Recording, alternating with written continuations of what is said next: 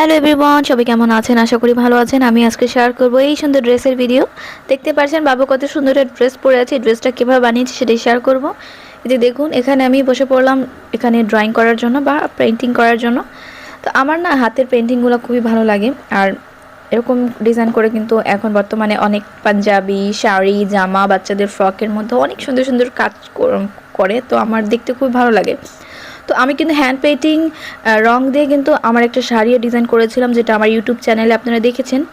তো আজকে আমি বাবুর জন্য একটা ফ্রক বানাবো। এখানে আমি বেক্সি বয়েল কাপড়ের গজ কাপড় নিয়েছি। এখানে আমি 1 গজ কাপড় নিয়েছি। তো কাপড়ের যে নিচের পাড়ের অংশ ছিল এই পাড় থেকে আমি ডিজাইনটা শুরু করছি। তো এখানে আমি যেই রঙগুলো নিয়েছি এটা একবারে ভালো একটা ইন্ডিয়ান একটা রং, আসলে নামটা আমি ক্লিয়ারলি বলতে পারছি না, পরে শেয়ার করে দিব। তো এটা আমি ইন্ডিয়ান অরিজিনালি যে কাচের কোটা থাকে সেই কোটার রঙটা নিয়েছি, আর রঙটা খুবই ভালো ছিল।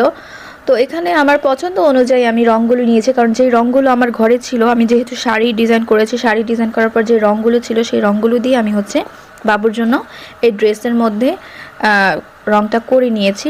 দেখতেই পাচ্ছেন কত সুন্দর হয়েছে ডিজাইনটা। আর এখন আমি একটু গোল্ডেন কালার দিয়ে দিচ্ছি। আপনাদের কাছে কেমন লেগেছে আমাকে একটু জানাবেন কমেন্ট করে।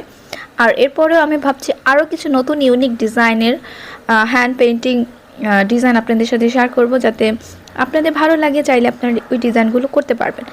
বাচ্চাদের জন্যই করতে পারবেন। দেখা যায় অনেক সময় হাতের কাজগুলো করতে অনেক সময় লাগে, কিন্তু হাতের তৈরি রং দিয়ে যদি আপনারা হাতের পেইন্টিং করতে পারেন তাহলে কিন্তু আরও বেশি সুন্দর লাগবে। দেখুন, জামাটাও কিন্তু আমি বানিয়ে দিয়েছি। বাবুকে কেমন লাগছে অবশ্যই কমেন্ট করে জানাবেন। আর অবশ্যই মাশাআল্লাহ বলতে ভুলবেন না যে জামাটা পরার পর বাবুকে কেমন লাগছে এবং জামাটা আপনাদের কাছে কেমন লাগছে। সবাই ভালো থাকবেন। আল্লাহ হাফেজ।